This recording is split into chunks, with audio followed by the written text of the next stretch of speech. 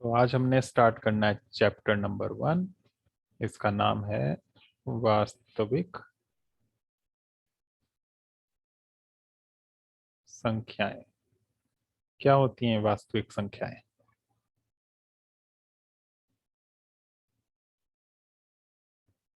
बताओ जल्दी से। वास्तविक संख्याएं क्या होती हैं?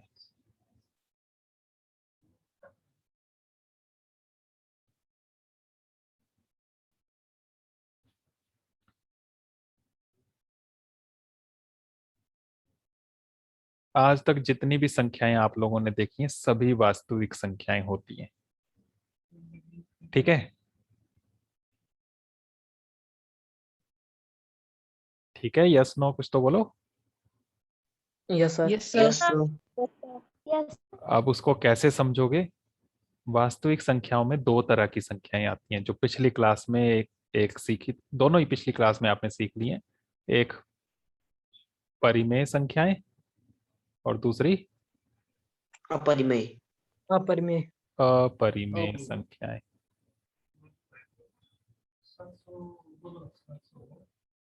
ठीक है, अब इनको पहचाने कैसे कि परिमेय कौन सी है अपरिमेय कौन सी है? परिमेय संख्याएं होती हैं जो बटा के रूप में लिखी जा सके। ठीक है, जिसमें ए और बी दोनों ये पूर्णांक होने चाहिए और ये नीचे वाला नंबर 0 नहीं होना चाहिए। इसे कहते हैं परिमेय संख्याएं जो बटा के रूप में लिखी जा सके। पिछली क्लास में था चैप्टर आपका ये परिमेय संख्याएं। उससे पिछली क्लास में भी चैप्टर था परिमेय संख्याएं, था कि नहीं? Yes sir. तो बटा के Yes, रूप में sir. जो संख्याएं लिखी जा सके, जैसे मैं लिखूं 3/5, पूर्णांक होनी चाहिए ऊपर नीचे, -3/5, -3/-5, 0, 1, 2, -3, ये सब, क्योंकि इनके नीचे भी बटा के नीचे एक है ना? तो ये सारी की सारी संख्याएं परिमेय संख्याएं हैं। Okay? Yes sir. Yes sir. और अपरिमेय कौन सी होती हैं? तो जिनको बटा के रूप में नहीं लिख सकते वो अपरिमेय होती हैं। अब पहचानने का तरीका है कि पॉइंट में बदल कर देखो, बहुत आसानी से पहचान सकते हो। परिमेय संख्याएं जो है वो दशमलव में दो तरह की होती हैं। एक शांत दशमलव, पढ़ा होगा आपने पिछली क्लास में, मतलब पॉइंट में ये खत्म हो जाएगा। पॉइंट में लिखने में जैसे मैं 3/5 लिखूं तो इसको जब पॉइंट में बदलूंगा तो 0.6 बनेगा ये। तो पॉइंट के बाद कुछ अंक आएंगे और उसके बाद खत्म हो जाएगा, जैसे ये खत्म हो गया आगे नहीं जा रहा है। ठीक है, तो ये परिमेय संख्या है। और दूसरा अशांत आवर्ती दशमलव।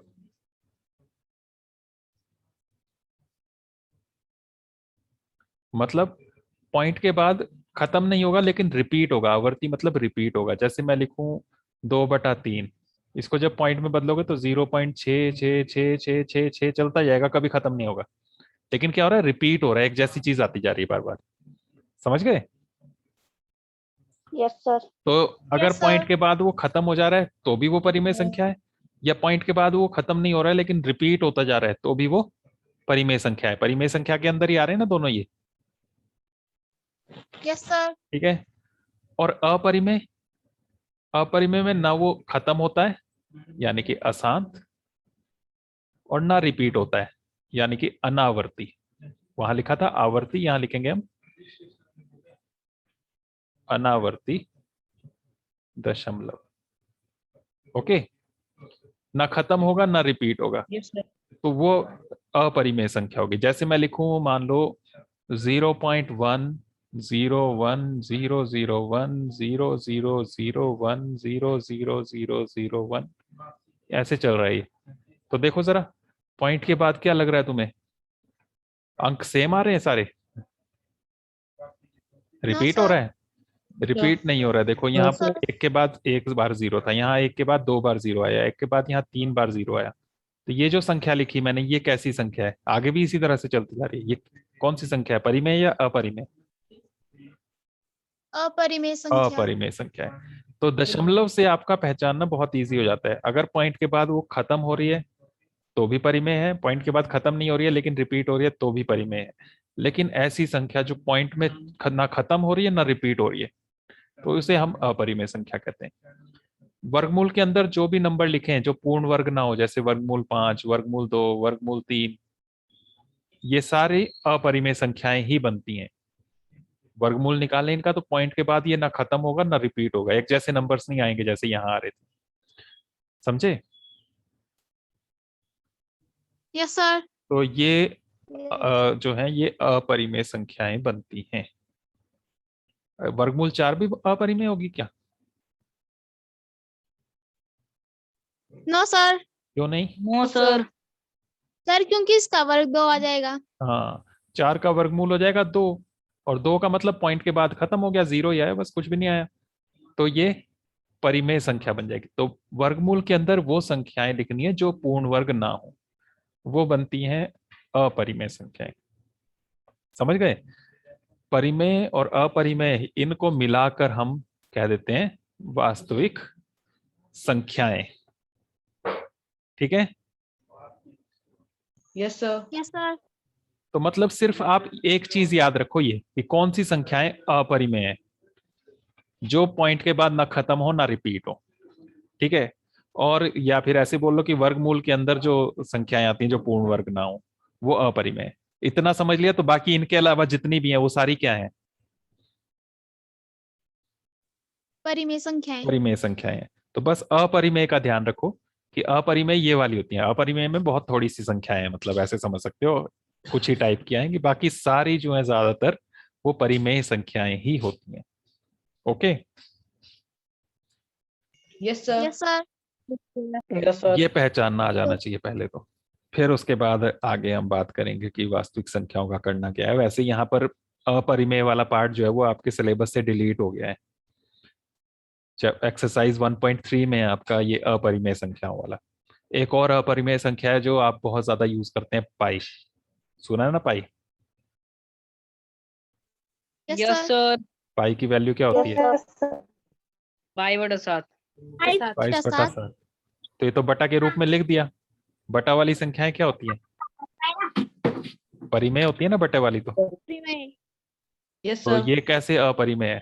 22 बटा 7 जो लिखते हैं ना हम, ये लगभग लिखते हैं, इसकी एग्जैक्ट वैल्यू नहीं है 22 बटा 7। ठीक है? और वैसे ही इसको कई बार लगभग 3.14 लिखते हैं, तब भी देखो ये पॉइंट के बाद खत्म हो गया, आगे तो कुछ नहीं है, तब भी ये परिमेय बन गई। लेकिन ये भी क्या है, इसकी लगभग वैल्यू है, पूरी एग्जैक्ट नहीं है। ठीक है? तो इसकी पूरी वैल्यू अगर पाई की देखें, नेट पे आप सर्च कर सकते हो, तो ये चलता जाएगा। नेट पे सर्च करना वैल्यू ऑफ पाई गूगल पे, वो बताएगा आपको गूगल कि कितनी होती है इसकी वैल्यू। तो पॉइंट के बाद ये लगातार आगे आगे चलती जाएगी, कभी खत्म नहीं होगी और ना ही रिपीट होगी, जो इसकी एग्जैक्ट वैल्यू है। ठीक है? Yes sir. क्लास 9th में फर्स्ट चैप्टर में थी ये पाई की वैल्यू, वहां भी देख सकते हो आप, गूगल में भी देख सकते हो। तो ये जो है ये भी एक अपरिमेय संख्या है। समझ गए? Yes sir. Yes sir. तो यस अभी सर। हम जो संख्याओं की बात करेंगे वो परिमेय संख्याओं की बात करेंगे, और उसमें हमने एक एल्गोरिथम सीखनी है, यूक्लिड विभाजन एल्गोरिथम। सुना है ना नाम? Yes sir. Yes sir. Yes sir. Euclid विभाजन एल्गोरिथम, 3 शब्द हैं इसमें। ये यूक्लिड क्या चीज है?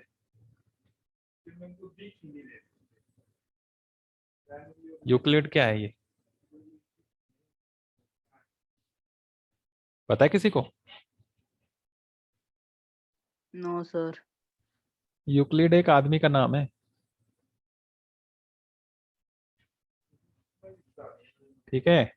मैथमेटिशियन था, तो उसके नाम पर रखा है यूक्लिड विभाजन एल्गोरिथम।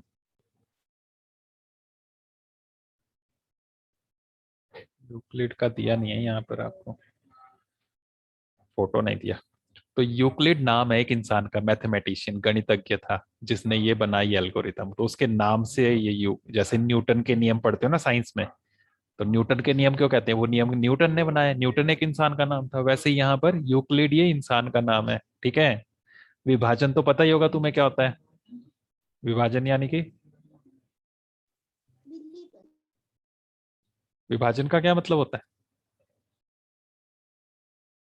नहीं पता? भाग। भाग करना।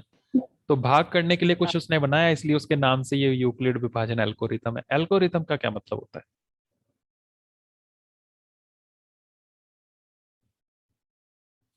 नहीं पता? No sir. No sir. Algorithm का मतलब होता है किसी काम को करने का चरणबद्ध तरीका, step by step process. Step by step process. किसी कार्य को स्टेप बाय स्टेप कैसे करना है, वो पूरे स्टेप्स बताए जाएं तो उसको एल्गोरिथम कहते हैं।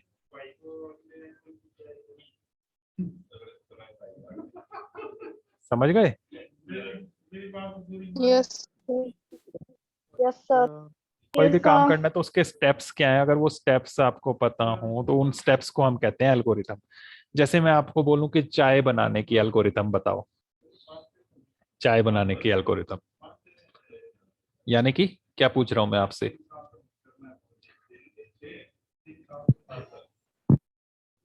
क्या पूछ रहा हूं मैं जब मैं ऐसे बोल रहा हूं कि चाय बनाने की एल्गोरिथम बताओ, क्या होगी? तो क्या पूछ रहा हूं मैं आपसे? चाय चाय कैसे बनाने, बनती है? चाय कैसे बनती है, उसका स्टेप बाय स्टेप मुझे तरीका बताओ, यही मतलब हुआ ना? है ना? Yes sir. तो बता सकते हो कि नहीं बता सकते हो? सबको आती है चाय बनाने? Yes sir. तो कौन बताएगा? अपना हैंड रेज करो। जूम ऐप में जो हैंड रेज का ऑप्शन है वहां से हैंड रेज करो। कौन मुझे स्टेप बाय स्टेप बता सकता है? पहले मैं देखूं कितने हैंड रेज करते हैं, फिर उनमें से किसी एक से पूछूंगा। महक, वर्षा, और किसी को नहीं आती चाय बनाने? दिया, दिव्या, समीर, ध्रुव, साहिल, बस पलक। बाकियों को नहीं आती, या आती है बस बता नहीं सकते? औरों को भी तो बताना चाहिए, पता तो है ही ना तुम्हें कैसे करते हैं। हैंड लोअर कर लो, और अभी चलो रख रहने दो, हैंड रेज करके रखो। सबसे पहले समीर से पूछते हैं। समीर बताओ चाय बनाने की एल्गोरिथम।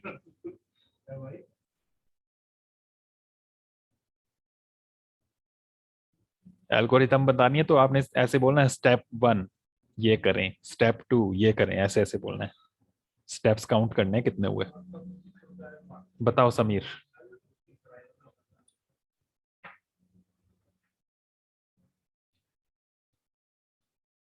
नहीं बताना?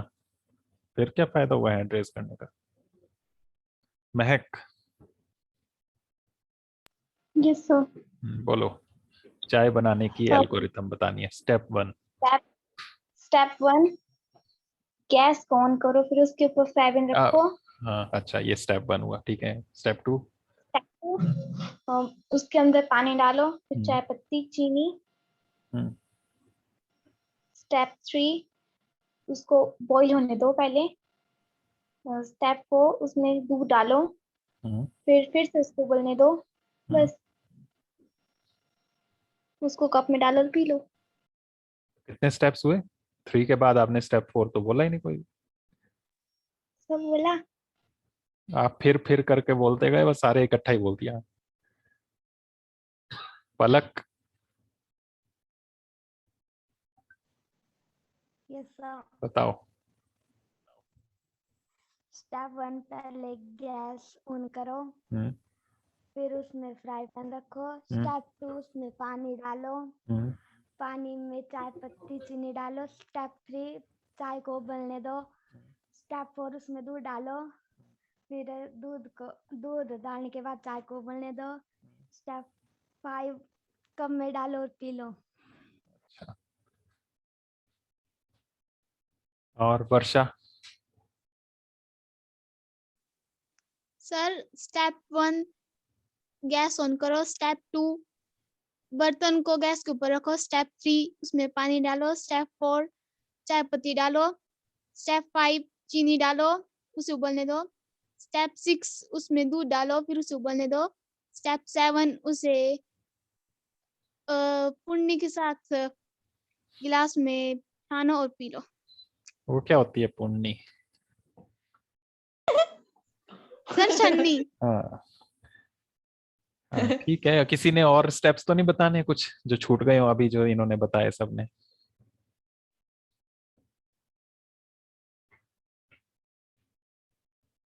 कोई ऐसा स्टेप तो नहीं रहा जो आप लोग बताना चाहते थे, कोई और आप में से जो जिनको अभी मौका नहीं मिला? कंप्लीट हो गए स्टेप सारे?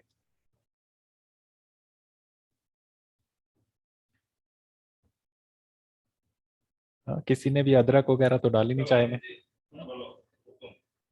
हाँ, अदरक भी डलती है ना, इलायची अदरक वगैरह वो भी डाल सकते हैं। ठीक है, तो ये जो स्टेप्स बताए ये एल्गोरिथम बन गई।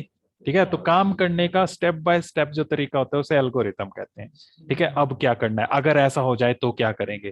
ठीक है, तो इसमें बीच में आपको स्टेप में ये भी डालना पड़ेगा। उबलने दो बोला, लेकिन उबलने कितनी देर के लिए उबलने दो वो टाइम डालना पड़ेगा। डालना पड़ेगा ना। अगर पूरा ऐसे मतलब ऐसे समझो कि बिल्कुल कोई एलियन आ गया बाहर से और उसको समझाना है आपने, जिसको पता ही नहीं चाय क्या होती है। ऐसे बोलो कि रोबोट को आपने समझाना है कि चाय बनानी। अब ऐसे बोलो कि उसे उबलने दो, तो उबलने दिया, कितनी देर के लिए उबलने दिया रोबोट को थोड़ा पता लग रहा है ना। तो रोबोट से अगर चाय बनवानी है तो उसको पूरा स्टेप अच्छे से बताने पड़ेंगे कि इतनी देर के लिए उबलने दो, 5 सेकंड या 10 सेकंड, कितनी देर आपने वो टाइम उसमें सेट करना पड़ेगा। ठीक है, उसमें कंडीशंस भी डालनी पड़ेंगी कि उबलते हुए ध्यान रखें कि वो बर्तन से बाहर ना आ जाए। ये भी स्टेप डालना पड़ेगा ना। और उसमें फिर ये भी डालना पड़ेगा कि जब ये बाहर आने लगे तो क्या करना है। तो वो भी बीच में एक स्टेप आएगा, अगर ये बाहर निकलने लगे तो गैस को कम कर दें। डालना पड़ेगा ना ये स्टेप भी। तो ये सारी चीजें उसमें कंप्लीट तब होगा, ये एल्गोरिथम तब उसको कहेंगे जब ये पूरा का पूरा कंप्लीट हो, उसमें कोई भी लूप होल ना रहे, कोई भी ऐसी जगह ना रहे कि जहां से गड़बड़ होने के चांस हो। समझ गए? Yes sir. Yes sir. तो अब एल्गोरिथम का मतलब समझ गए सब? Yes sir. यस विभाजन का मतलब समझ गए सब? Yes Euclid sir. का मतलब यस सर। क्या मतलब है Yes, यूक्लिड sir. का? सर ये एक आदमी। हाँ, एक इंसान का नाम है, इसका कोई मतलब नहीं है। ठीक है, तो ये ध्यान रखना चीजें। अब हम देखते हैं यूक्लिड ने जो एल्गोरिथम बनाई भाग करने की, वो क्या एल्गोरिथम थी। ठीक है, और उससे हम कैसे यूज करके उससे HCF निकालते हैं, वो चीजें देखनी है हमने। ठीक है, तो विभाजन के लिए एल्गोरिथम है भाग करते जाओ और बार बार भाग करते जाओ जिससे HCF निकल जाता है। इसका इस्तेमाल करेंगे हम HCF निकालने के लिए। HCF तो पता ही है ना आपको? HCF पता है ना? तो यस HCF के सर। लिए हम बार बार भाग करने की विधि इस्तेमाल कर रहे हैं और उसके लिए हम यूक्लिड की विभाजन एल्गोरिथम का इस्तेमाल करेंगे। ठीक है, और यूक्लिड विभाजन एल्गोरिथम से पहले एक यूक्लिड विभाजन प्रमेयिका है आपके इसमें। वो प्रमेयिका क्या है पहले वो समझ लेते हैं। भाग करना तो आता ही होगा आप लोगों को, तो इसलिए डायरेक्ट भाग करते हैं। एक छोटा सा सवाल, मैं बोलूं कि 5 को भाग करो 2 से, तो कैसे भाग करोगे? ऐसे ही करोगे ना? Yes, sir. Yes sir. फिर क्या करोगे आगे बताओ? आगे क्या करोगे, इसको कैसे भाग करोगे बोलो? 2 2 जा 4. 2 2 जार 4 करोगे, माइनस करके 1 लिखोगे। ऐसे ही करते हैं ना सब? Yes, sir. अब मुझे ये बताओ कि यहाँ पर 2 2 जार 4 क्यों किया? 2 1 जार 2 करके ऐसे क्यों नहीं कर दिया?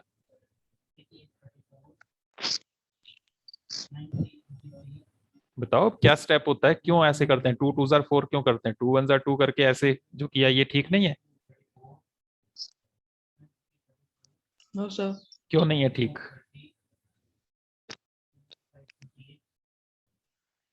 क्लास सेकंड थर्ड फोर्थ इन्हीं क्लासेस में सीखा होगा आपने भाग करना। सेकंड में नहीं तो थर्ड में, थर्ड में नहीं तो फोर्थ में सीख लिया होगा, है ना? तब से करते आ रहे हो। तो बताओ ये 2 2 जार 4 ही क्यों करते हो यहाँ पर? क्योंकि हमें नीचे वाली रकम सबसे छोटी चाहिए। कौन सी नीचे वाली? ये? शेषफल। हाँ, इसे हम शेष कहते हैं या शेषफल कहते हैं। इसे हम क्या कहते हैं? भागफल भागफल। कहते हैं, इसे क्या कहते हैं? भाजक कहते हैं। और इसे क्या कहते हैं? भाज्य कहते हैं। जिससे भाग कर रहे हैं उसे भाजक कहते हैं। 2 यहाँ पर ये भाजक है। जिसको भाग कर रहे हैं उसे भाज्य कहते हैं। 5 है यहाँ पर। भाग करके जो नंबर आता है यहाँ पर राइट साइड में, इसे हम भागफल कहते हैं। और नीचे जो बचता है उसे शेष या शेषफल कहते हैं। अब बताओ यहाँ पर हम 2 से ही क्यों कर रहे थे? क्या बोल रहे थे आप कि ये कम से कम आना चाहिए ना? Yes sir. ये बोल रहे हो? कम से कम का क्या मतलब? कम से कम क्या 0 क्यों नहीं आया? तो संख्या दी गई होती है भाजक, उससे कम आना चाहिए। हाँ, भाजक जो होता है ना उससे कम होना चाहिए हमेशा ये शेष। ठीक है। तो यूक्लिड विभाजन प्रमेयिका जो है ना उसमें यही चीज है कि भाग कैसे किया जाता है। भाग करने के लिए यही तरीका है कि ये जो शेष है ये भाजक से कम ही होना चाहिए। ओके, ठीक है। तो अगर Yes, ऐसे sir. करोगे आप और 2 एकम 2 करके कर लोगे इसको, ये 3 बच गया। तो देखो ये 3 जो है ये तो 2 से बड़ा है। तो मतलब ये पूरा ढंग से हमने भाग नहीं किया। और भी इसके 2 के टुकड़े बन सकते थे, है ना? समझ गए? Yes, sir. Yes, तो sir. ये चीज यहाँ पर गलत हो गई। तो शेष जो है वो भाजक से छोटा होना चाहिए। और इसमें आपने एक चीज और भी सीखी होगी कि इसको चेक कैसे कर सकते हैं, कि इसको इससे गुणा करें और साथ में ये जोड़ें तो ये बीच वाला बन जाता है। होता है ना ऐसा? Yes, sir. ठीक है। Sir. यानी कि भाजक गुणा भागफल करें और उसमें शेष जोड़ दें। ये जो बनता है ये बीच वाला जो था ये भाज्य उसके बराबर बन जाता है। ठीक है। और यहाँ पर एक चीज और ध्यान रखनी है कि शेष जो है वो छोटा होना चाहिए। किससे? भाजक से। भाजक से। तो ये जो लिखा इसे कहते हैं यूक्लिड विभाजन प्रमेयिका। भाग करने का रूल जो है सीधा सा ऐसे बोलो, ये यूक्लिड विभाजन प्रमेयिका। प्रमेयिका यानी कि रूल। ठीक है। तो ये रूल भाग करने का यूक्लिड ने बनाया, इसलिए इसे यूक्लिड विभाजन प्रमेयिका कहते हैं। अब इतना लंबा चौड़ा लिखने के बजाय अगर इसको इस तरह से लिखें तो ज्यादा अच्छे से समझ में आएगा कि मैं ए को बी से भाग करूं। जैसे यहाँ पर 5 को 2 से भाग किया तो ए और बी ले लिए, और भाग करके जो भागफल आया वो क्यू आया, और नीचे फिर जो भी यहाँ बना बीच में उससे घटा के जो शेष बचा वो आर आया। सेम ऐसे ही लिखा ना जैसे ये 2 से 5 को भाग किया था वैसे ही। ठीक है। Yes, sir. Yes, sir. यहाँ पर भाजक क्या है? B. बी। भाज्य A. ए। A. भागफल Q. क्यू। क्यों? और शेष R. आर। ठीक है। ये क्यू क्यों लिया? क्योंकि भागफल को इंग्लिश में कोशेंट कहते हैं, QUOTIENT, तो वहां से क्यू लिया ये। और शेष को रिमाइंडर कहते हैं, तो वहां से आर लिया ये। ठीक है। तो इसी तरीके से जैसे ये वाला लिखा हमने, अगर ABCQR में लिखना हो इसको तो क्या लिखेंगे? यही चीज जो अभी यहाँ पर ये लिखी है, भाज्य बराबर। तो यहाँ पर क्या लिखेंगे? इस भाज्य की जगह क्या B. लिखेंगे? B. भाज्य। भाज्य ए बीच A. वाला A. ए बराबर भाजक B. बी बी गुणा Q. Q. क्यू प्लस शेष R. आर। और यहाँ भी शेष छोटा होना चाहिए भाजक से। शेष आर छोटा होना चाहिए किससे? भाजक से। भाजक कितना? बी। B. ठीक है। Yes, समझ sir. गए? तो अब इसको ही अगर हम लिखें फिर से यही चीज जो ऊपर लिखी थी, तो ये बन गया ए बराबर, बोलो जरा क्या बना? ए बराबर B. B. बी गुणा क्यू, तो B Q B. Plus Plus R. और यहाँ पर आर छोटा होना चाहिए बी से। B. ठीक है। लेकिन कितना छोटा? क्या 0 से भी छोटा हो सकता है? हम शेष छोटे से छोटा 0 ही लिखते हैं ना। ये जो किया इस हमने 2 दूने Yes, sir. 4 किया आपने, 2 एकम 2 नहीं कर सकते आपने बोला, 2 तिया 6 भी नहीं कर सकते है ना? कि कर सकते हैं? No, sir. No, sir. घटा के कितना आएगा? -1 आएगा। वर्षा देखो, Yes. शेष अभी भी तो छोटा है, 2 से छोटा नहीं है शेष। Yes sir. लेकिन वो बात जो बोली हमने कि छोटा होना चाहिए, ये कंप्लीट नहीं हुई बात। छोटा होना चाहिए लेकिन ये 0 से छोटा नहीं, माइनस में नहीं जा सकता। यहाँ कम से कम 0 हो सकता है, 0 से छोटा नहीं बन सकता। ठीक है ना? ठीक है। Yes, sir. इसलिए 3 से भी कर रहे हैं ऐसे, तो ये भी गलत है। तो इसका मतलब ये 0 के बराबर या 0 से बड़ा हो सकता है। तो 0 से बड़ा लिखा देखो ये R, या बराबर, ये बराबर का निशान भी साथ में, ये दोनों साथ में है। मतलब R 0 से बड़ा या 0 के बराबर हो सकता है, और B से छोटा ही हो सकता है। समझे? Yes, sir. ये बनी sir. यूक्लिड Yes, विभाजन प्रमेय का शॉर्ट में अगर लिखना हो तो। ठीक है, मतलब A को B से भाग किया है, Q यहाँ पर ये भागफल है और R ये शेष है। A equal to B Q plus R। ठीक है, तो ऐसे समझना इजी रहेगा आपके लिए। Okay, Yes, sir. तो हाँ। ये ध्यान रखना, ये बना लेना साथ में कि हम A को B से भाग कर रहे हैं। यहाँ साइड में ये Q आ रहा है, नीचे ये R आ रहा है, और इसी को फिर ऐसे लिख सकते हैं, A equal to B Q plus R। Okay, Yes, sir. अब इसका Yes, यूज sir. करना है हमने, ये विभाजन प्रमेय का है, और इसी को बारी बारी से स्टेप बाय स्टेप यूज करते रहेंगे तो ये विभाजन एल्गोरिथम बन जाएगी HCF निकालने के लिए। अब HCF निकालने के लिए विभाजन एल्गोरिथम का कैसे यूज करना है वो देखना है हमने। ये तो बस समझने की बात थी, इसका कहीं मतलब ऐसा कोई क्वेश्चन नहीं आएगा। तो इसलिए अब आपको इसका यूज करना है HCF निकालने के लिए। क्वेश्चन किस तरह का आएगा कि HCF बताओ इसका, HCF ऐसे, और ब्रैकेट के अंदर 2 नंबर दे दिए होंगे। जैसे मैं बोलूं 15 और 20 ज्ञात कीजिए। आपके क्वेश्चन जो है इसमें वो बड़े बड़े नंबर्स हैं वहां पर, तो मैं अभी छोटा सा ले रहा हूँ। ये 15 और 20 का HCF ज्ञात करना है। ठीक है, तो क्या करना है Yes, इसके sir. लिए, हम इसमें भाग करते जाएंगे लगातार, वही जैसे यूक्लिड विभाजन प्रमेय का हमने सीखी। इसी को बार बार भाग करते जाएं तो वो एल्गोरिथम बन गई। तो भाग करके देखते हैं, छोटे नंबर से, जो भी 2 नंबर दिए होंगे उसमें एक छोटा होगा एक बड़ा होगा, छोटे नंबर से बड़े नंबर को भाग करना है। बताओ कैसे भाग करोगे? ये पहला स्टेप कर रहे हैं अभी हम। बताओ। एक से 15 एकम 15, 15 1 0 15, कितना बच गया? 5। एक स्टेप हुआ। अब आगे फिर से भाग करना है, किससे? अब जो बचा इसमें ही आगे भाग का निशान लगा के, जो पहले जिससे भाग कर रहे थे वो भाजक जो था, अब वो अंदर लिख लेना है। समझ गए? अब ये दूसरा स्टेप आ गया यहाँ Yes, पर। sir. अब फिर भाग करो। 3 5 3 15 खत्म हो गया ना? 0 लिख सकते हो। Yes, तो sir. जब ये 0 हो जाए तो हमारे स्टेप्स खत्म हो गए। तो कितने स्टेप्स हुए? 3 2 ही तो स्टेप हुए, नंबर 1 और नंबर 2। आगे तीसरी बार तो भाग करने की जरूरत नहीं पड़ी। तो जब हमने भाग किया उसमें लास्ट स्टेप में जिससे भाग किया था, किससे भाग किया था? यहाँ पर लास्ट स्टेप में 5 से भाग किया था, तो वही HCF हो जाएगा। ये है यूक्लिड विभाजन एल्गोरिथम। ठीक है, Yes, sir. Yes, sir. ऐसे ही करते हो तुम भी? Yes, sir. ऐसे ही करते हो? Yes, sir.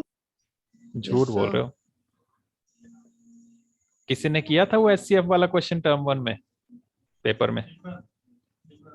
अभी Yes, जो sir. आपके पेपर हुए ऐसे ही किया था? Yes, sir. Oh sir No, sir. Varsha, ऐसे ही करते हैं आप? No sir.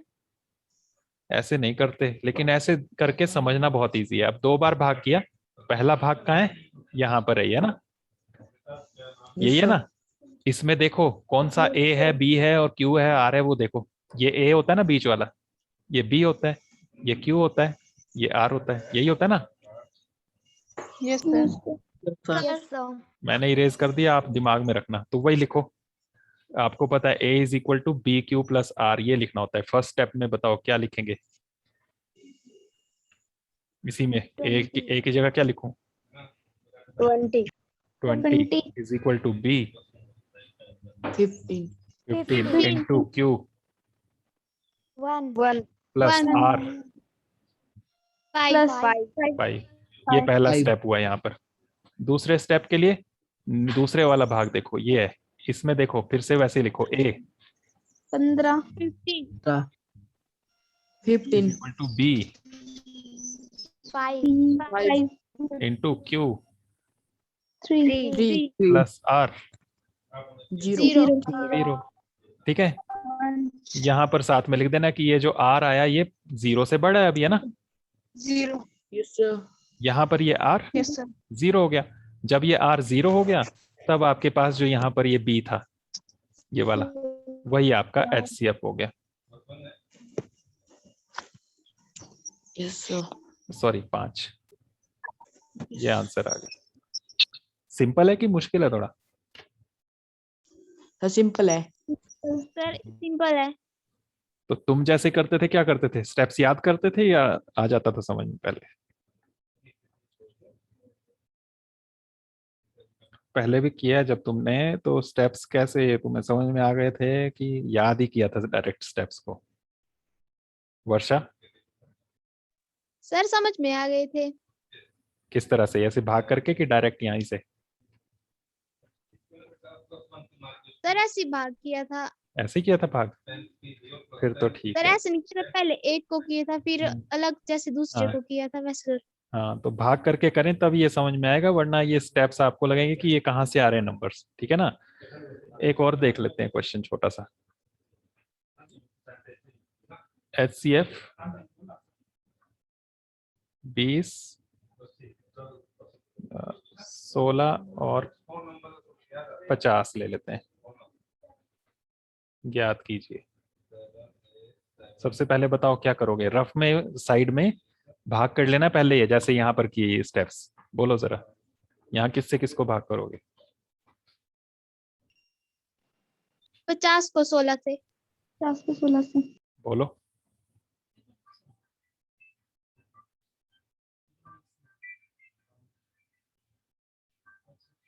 जल्दी बोलो क्या आएगा? हेलो। 3 16 3 48, 16 3 48, 2 बच गया। फर्स्ट स्टेप हो गया। अब यहीं पर भाग का सवाल बना दो। यहाँ क्या लिखना है अंदर? 16। हाँ, ये वाला बस। अब करो, 2 8 16, खत्म। 8 ये सेकंड स्टेप हो गया, 2 स्टेप में आ गया। अब इन्हीं को स्टेप्स को लिखो। सबसे पहले ऊपर वही लिख लेना, A = BQ + R, और उसके बाद स्टेप्स लिख देने। फर्स्ट स्टेप बोलो। 50 50 बराबर 16 16 गुणा मल्टीप्लाई बाय 3 3 और plus plus 2 +2 second step 16 16 = 2 multiply by 8 plus plus 0। 0 यहाँ पर R जो आया, ये वाला R, वो 0 नहीं आया। बड़ा भी मत लिखना, चाहे ऐसे लिख देना कि 0 नहीं आया। ठीक है, यहाँ पर R 0 आ गया। जब तक 0 नहीं आया तब तक आगे करते जाना है। यहाँ 0 नहीं था, ऐसे लिख देना। ठीक है, जब ये 0 आ गया तब आपके पास खत्म हो गया, HCF निकल गया। 16 और 50 का कितना आ गया?